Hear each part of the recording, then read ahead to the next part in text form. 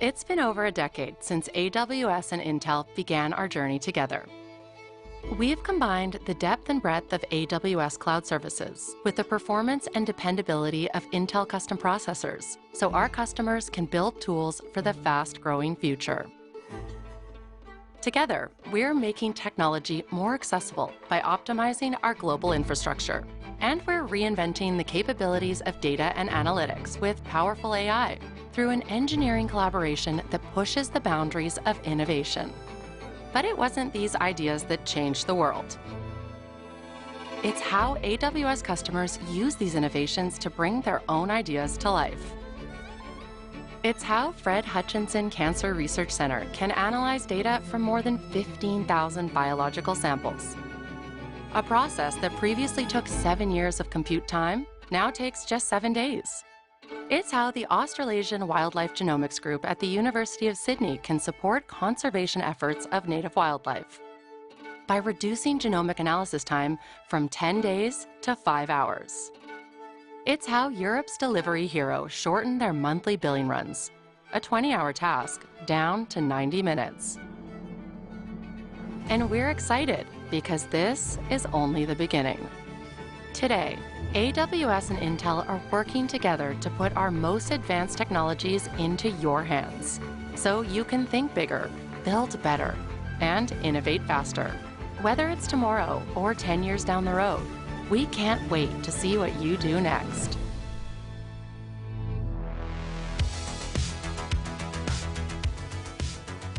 Hello and welcome.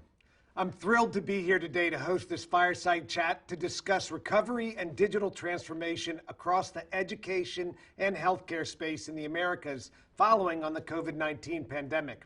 Around the globe, we've seen digital innovation at an unprecedented scale in the public sector. In Latin America, Canada, AWS has worked hand in hand with 7 different governments to roll out vaccination programs, with hundreds of millions of citizens depending upon the cloud to get their shots. In Canada, we aided the country's Central Immigration Agency in developing an app to provide permanent residency for 90,000 essential workers and international graduates in an effort to accelerate Canada's immigration and economic recovery. And in the United States, we worked with the Los Angeles Unified, the 2nd largest school district in the U.S., to launch 5 contact centers powered by Amazon Connect to help field IT questions and provide remote support on a variety of topics while students were learning from home. Even as we begin to emerge from the pandemic, our customers are applying lessons learned from this experience to continue to innovate on behalf of their residents, their students, and their constituents. And our panelists today have experienced firsthand the need to scale rapidly due to the pandemic, and their stories illustrate the transformational power of the cloud to drive their missions. And I really cannot wait to dig into the lessons that we've learned from these speakers and their stories. And so with that, let me introduce our panelists. Monica Ospina is the director of the Colombian Institute for Educational Assessment and Evaluation, known as ICFES.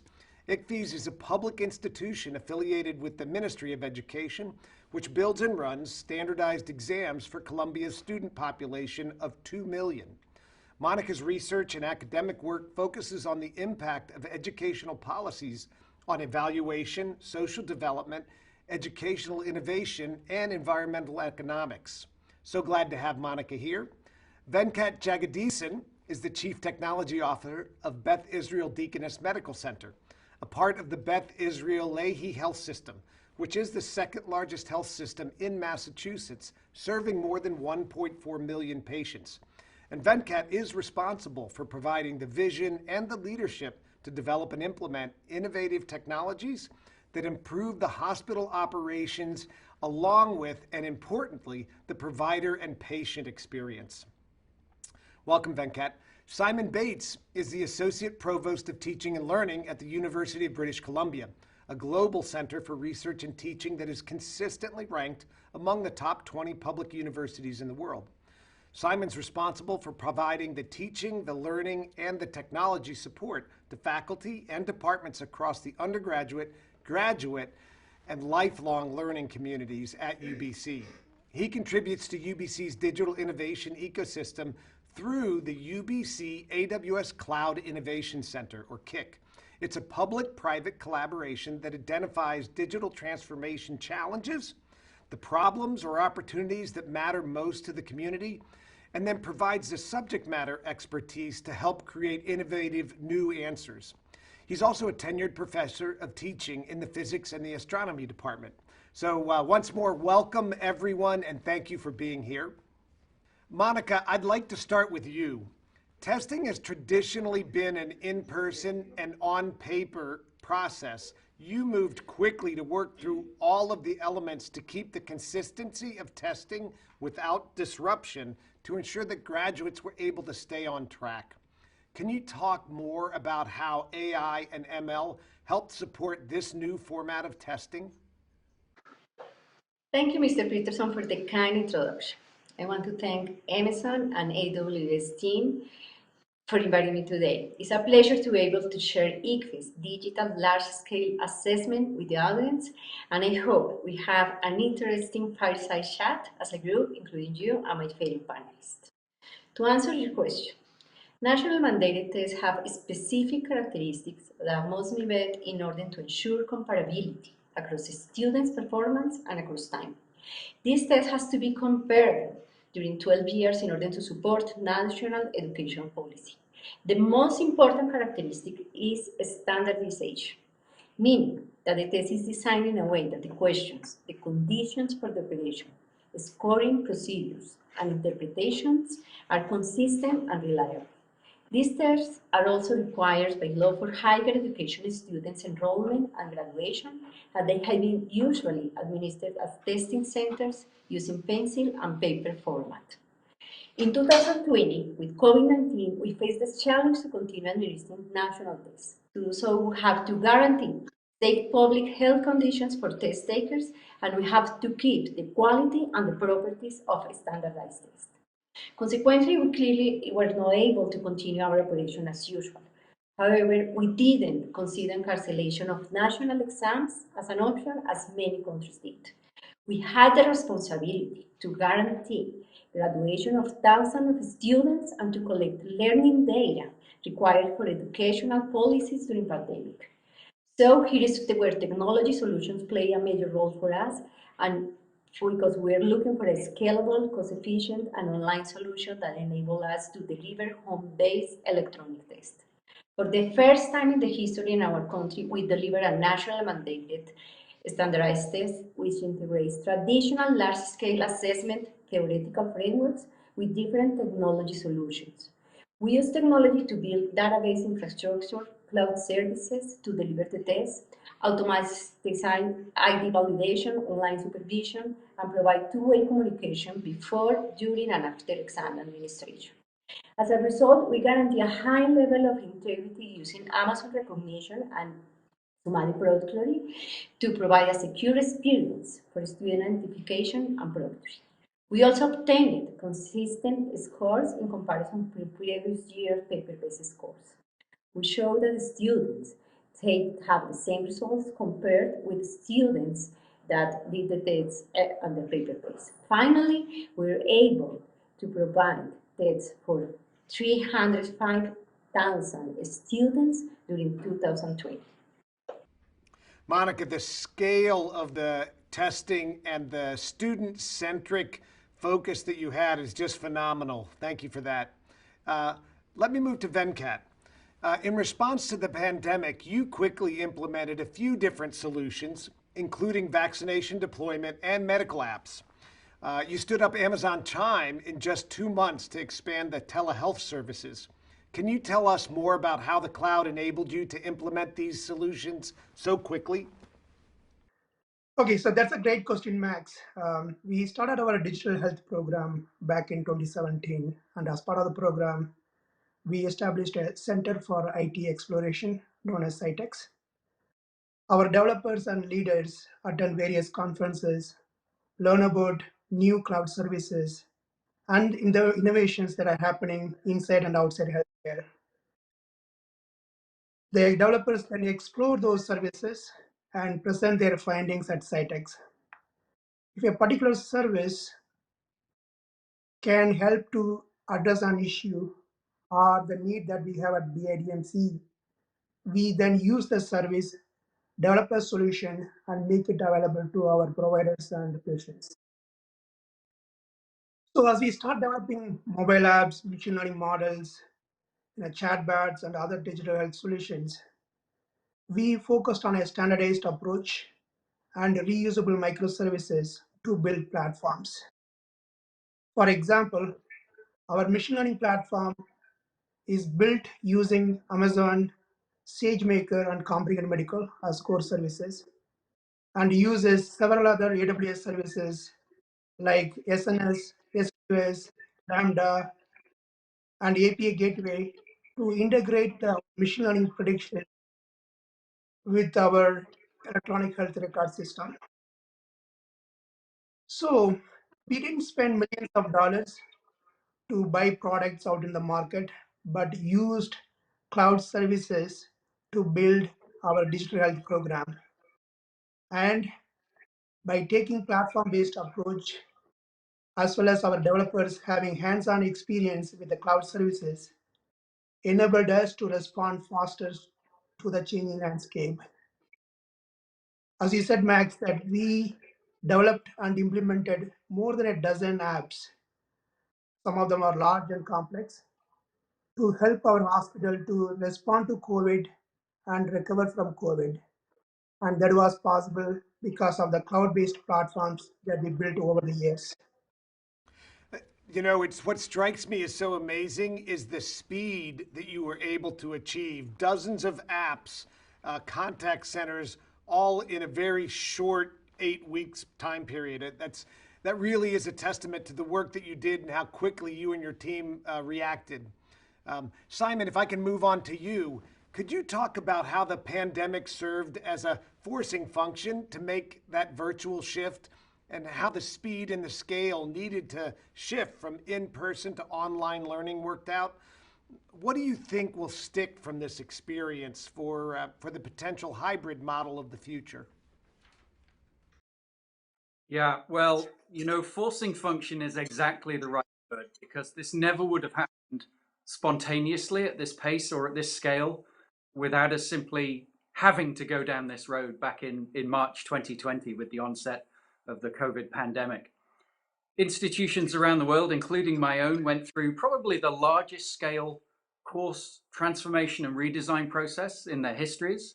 And that began, talking about how quickly things happened, that began in over a weekend in March, when essentially we had to pivot to emergency remote instruction to try and preserve the continuity of learning for students.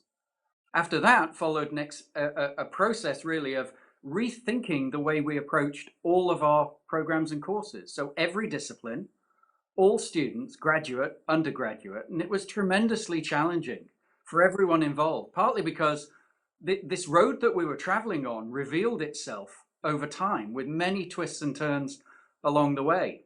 I think the pace that we needed to respond exposed some of the weaknesses in the speed at which our institutions can make decisions, and the scale of the changes needed differentiated supports across disciplines and also working with people who had very different levels of comfort in terms of using technology. And also different program requirements as well. What's needed in a clinical health program is very different, say, to what's needed to support the online delivery of a chemistry lab. So in terms of your question, Max, about what do I think will stick, I think this is really one of the biggest questions, if not the biggest questions, that institutions have to grapple with as we chart our way back to some sense of a new normal.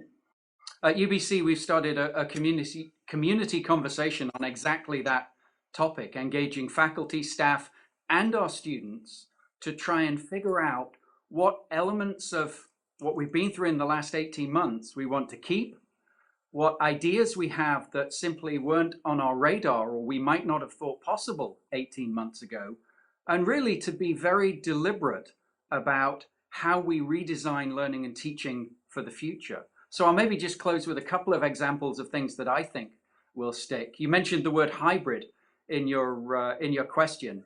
I think getting that balance right between the flexibility and convenience for students that remote learning or online learning offers versus the in-person engagement, the things that are just so much easier if we can do them in person. So engaging with sort of didactic content can easily be done remotely. Why would you come to class if all you're going to hear is someone talking at you for 50 minutes or an hour? But if you think about working, say, on a group design assessment, that really would benefit from some in-person guidance and activity. So getting that balance right across different courses and different institutions is going to be absolutely crucial. And then a second example, I think, would be online office hours. I think many faculty are going to keep these online post-pandemic. They've shown to be not just very effective, but more effective than they were pre-COVID. And certainly the feedback we've had from students is that they greatly appreciate both that flexibility and convenience, and also the intimacy to be able to connect in that virtual setting with a faculty member and get assistance and support on their courses. So that's a couple of things I think will probably stick, but it's very much a work in progress. Yeah, it is a work in progress. You know, I'm struck by how much speed and agility played a part in everything that we just heard here.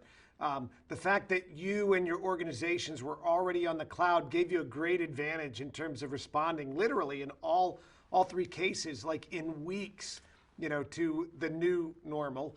And now we're headed back to hopefully the new normal. Simon, I've got a follow-up question. The Cloud Information Center, known as a Kick, is helping to solve real problems in the community for students where there's unique learning opportunities. Can you talk a little bit more about how this is helping students develop the skills and get hands-on experience to better prepare them for the workforce? Yeah, and I think this touches on another theme that we've heard in the three answers already, and that is around student-centeredness, right, of the different approaches employed. And I would say that the students are the cornerstone of all our activities in the Kick. And there are a number of components really that help create this transformative learning experience for them in working on projects and challenges in the Kick. The obvious one, of course, is they get access to cutting-edge cloud computing technology. They also, the way the challenge project works, the students are involved at all stages of the process, from the ideation and the initial exploration of the project through the challenge process itself using the AWS working backwards methodology. That creates a working proof of concept, and the students are retained working on the project to the handoff to the challenge sponsors. So they really get not just the exposure to develop the technical skills, but also all of these other intangibles that are so critical. You know, they really are part of what you go to university for: the critical thinking skills, project management skills, time management skills, the principles of agile development. These challenges take place over a single academic semester. They're only 13 weeks from start to finish. And also they get great mentorship opportunities as well from the AWS and UBC staff who work in the Kick, the faculty partners and community partners who are engaged as challenge sponsors. And so they really get tremendous mentorship opportunities as well. You know, we've talked to a lot of our students, we've talked to all of our students as they leave their roles in the Kick. And their feedback is really interesting. They contrast how different this is to some of their formal curricular experiences, even those curricular experiences like co-op or work integrated learning. And I want to close this answer with a quote from one of our students, because they said, "I started off in the Kick with no experience in cloud computing. I was soon able to work on a project that leveraged 13 different AWS tools and see it published through the support of my mentors. I see the potential for cloud computing and the way it can scale infrastructure or high performance computing, mainly through the ability to manage services for clients. As someone who is highly interested in cutting edge technology, being able to work with tools at the forefront of technological advancement is extremely fulfilling for me." And I think when you can create educational experiences for students that they report as personally fulfilling, that has a huge lasting impact. These are the sorts of experiences that they'll be talking about in 10 or 20 years' time after graduation, I think. I would add that I think the experiential problem solving skills that are developed in the course of doing something like that are also those kind of lifelong skills that'll be necessary and valuable. Monica, from your experience, what changes do you think will stick after the pandemic? And how do you think these changes will impact our approach to testing going forward? I consider the pandemic brought to our institute a process of digital transformation acceleration. We had a milestone in our institutional plans where in 2023 about 5% of our tests should be administered in a digital format. Today, I can proudly say that we exceeded that target by administering around 40% of our exams electronically. And moreover, we established a new evaluation model from which there is no way back. Today, test takers are demanding this new modality, and we proved that this is a cost and time efficient solution. I firmly believe that the use and adaptation of technology opened a window for our institute to go beyond the infrastructure building enabled by technology. We have made a big step, but it's not enough. We want to be leaders on the field, so we need to rethink, research, and transform the way we conceive and administer electronic evaluations. The intensive use of technology solutions is becoming a trend in the evaluation discipline, and they have been called intelligent assessment. We are designed with computational models and artificial intelligence to guarantee that they are evidence-centered, valid, and reliable. This kind of new assessment puts together traditional and computational psychometrics, artificial intelligence, cloud services, machine learning, database infrastructure to provide added value to evaluation. In that sense, this is the way to move towards a gradual transformation of large-scale assessment at the Institute. Just to mention some examples, how to use analytics from our digital evaluation to better understand and improve items or question design, how to use artificial intelligence to code open response items, how can we measure soft skills required for the future demand in the job market, collaboration, social emotional skills, creative thinking, digital literacy, how to use sentimental analysis to measure constructs such as engagement of students during the evaluation, how we can deliver evaluation results in a way that could be useful for the teaching process, or how to take advantage of data visualization tools for test results. These are some examples that the Institute can move to improve evaluation using technology. Those are some amazing results that you were able to deliver, but I think it's really interesting the approach you're taking to this blended use of both in-person and online learning and evaluation. Thank you, Monica. Venkat, maybe over to you.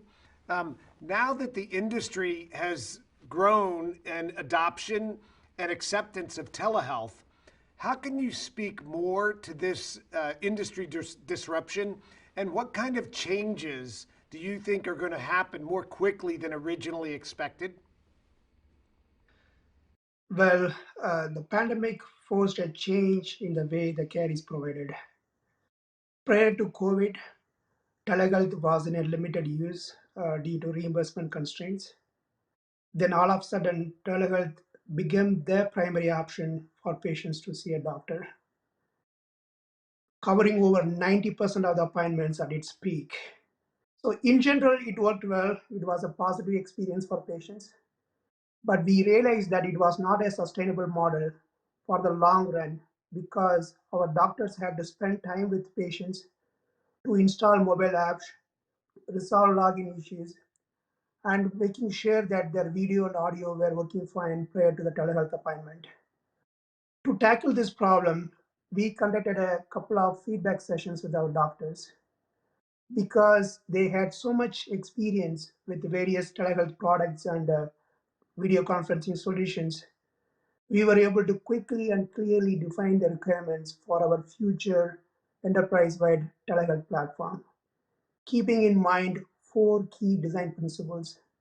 First, there should be no app download or complicated logins.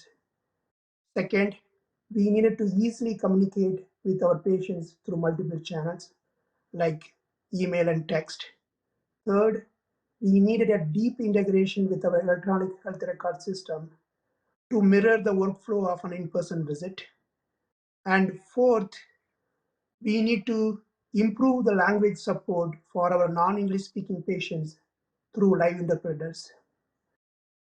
Within 2 months, we developed our enterprise telehealth platform using Amazon's Chime, which now hosts more than 70% of video visits at the ADMC. So it's obvious that pandemic forced patients and doctors to adapt to the technology much quicker than expected. But what is not obvious is actually on the technology side, the pandemic pushed us to optimize the telehealth experience and try to make it as effective and as efficient as an in-person visit. I think it's very inspirational the way that you tried to push the tech to the background so that the actual users, the patients and the doctors, could get the most from it. I think there's a lot we can all learn there. Simon, the Kick took on several medical research challenges in response to COVID-19, including building an open source AI model for COVID-19 diagnostics and prognosis. Can you tell us more about the impact of these developments and how they're going to inform you on new projects that you take on? Yeah, so I could talk about many of the Kick projects, but I'm going to restrain myself and only talk about two. The AI model for COVID diagnostics was actually one of the first projects that the Kick took on last March. And it's really evolved over a series of subsequent challenges that have extended and built on the original work. The goal was to create a predictive model for COVID diagnosis trained with CT scans gathered from around the world, including those captured on different manufacturers' machines, different scanners. The idea was to increase the generalizability of the model, its predictive use for any site that could be used to reinforce local data that was captured at different hospitals.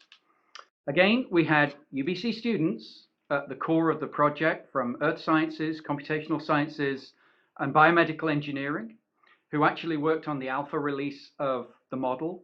We had UBC medical students and medical residents label the training data set for lung segmentation and opacity on the scans.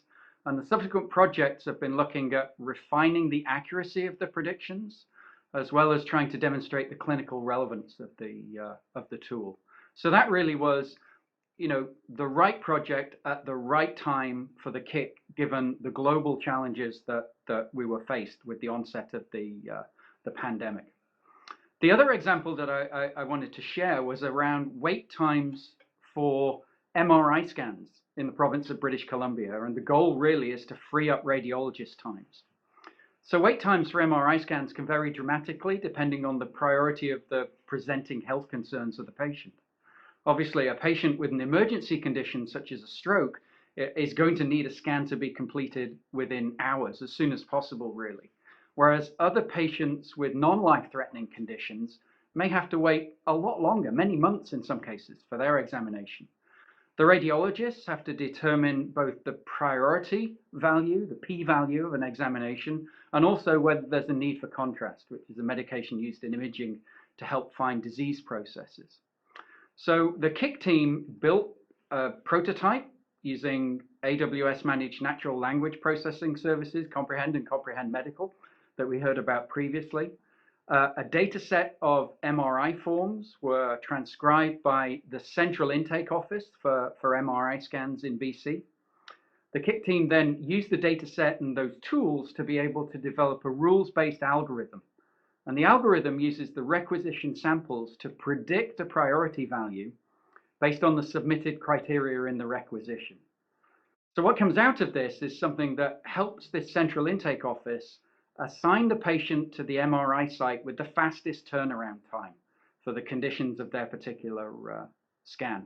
So obviously we're looking at trying to drive down waitlist times and also increase the number of patients who receive their exam within the province's benchmark time period. So that's a couple of healthcare challenge examples, and we certainly taken on a number of those challenges in the Kick in response to COVID. And going forward, we'll support that and work with healthcare organizations and continue to expand that reach. But we're also working with a very diverse range of partners as well on different challenges that range from ocean sustainability, facilitating music collaboration in online environments, and increasing engagement and, we hope, retention and success of students new to university.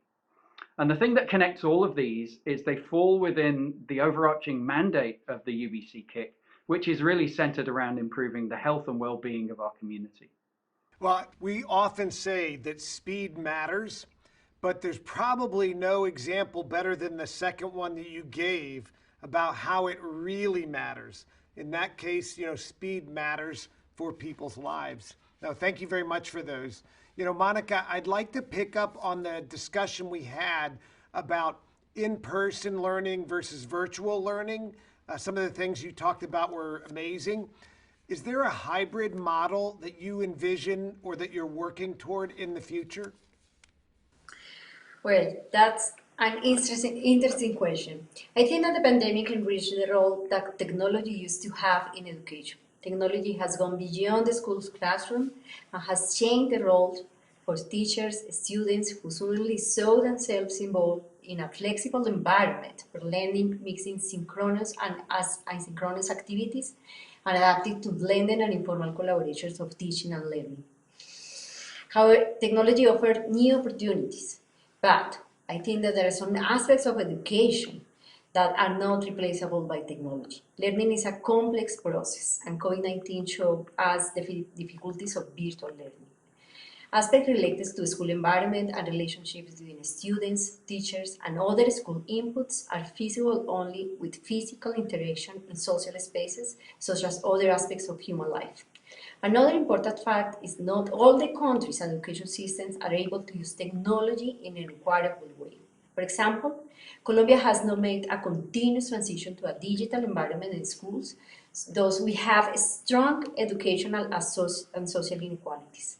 There is still an important digital gap between urban and rural areas and between public and private schools, so the possibilities of using technology for teaching and learning are limited.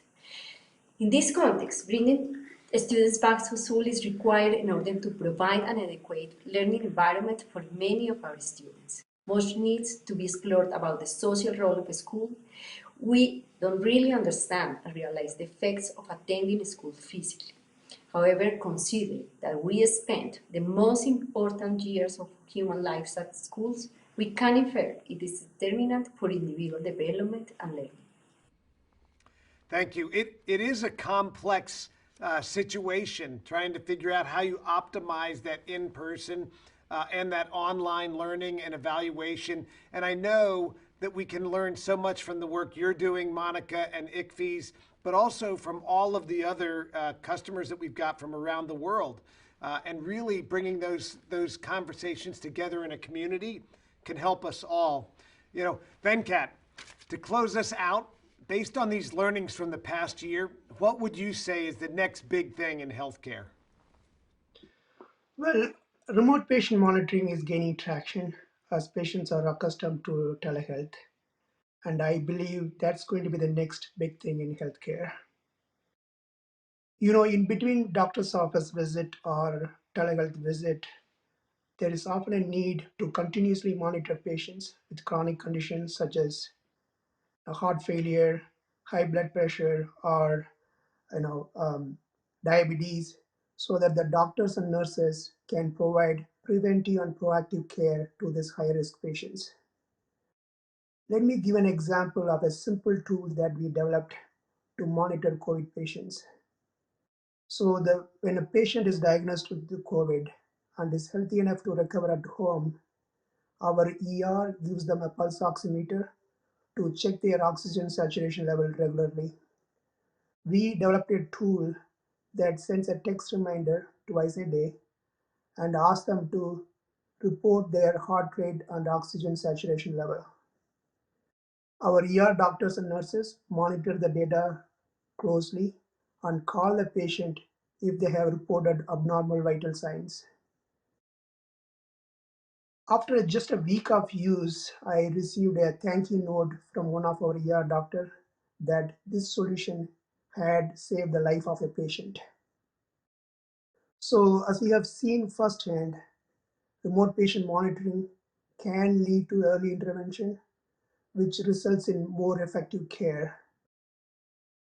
But while this is an exciting frontier, the current implementations of the technology have a few barriers for adoption, like the cost of the clinical grade devices and the ability to connect smart devices and send the data electronically to doctor's office. I believe the innovation in this area is going to be making this technology easier for patients to use on a day-to-day basis, and using big data, data lake, and machine learning to analyze the data and present the insights and trends to doctors so that they can use this data to care or treat their patients. That's provides such incredible potential for the world at whole. If we can use these approaches and we can use this technology to really improve patient outcomes, that would be a great outcome. Thanks very much for that. And I think this has really been a fascinating conversation. It makes it clear to me that there are incredibly innovative and groundbreaking advances that are happening across public sector as we recover from the COVID-19 pandemic. And I can't wait to see what we can all come together to do for the future. Thank you again for joining us, and thanks to all of you for tuning in.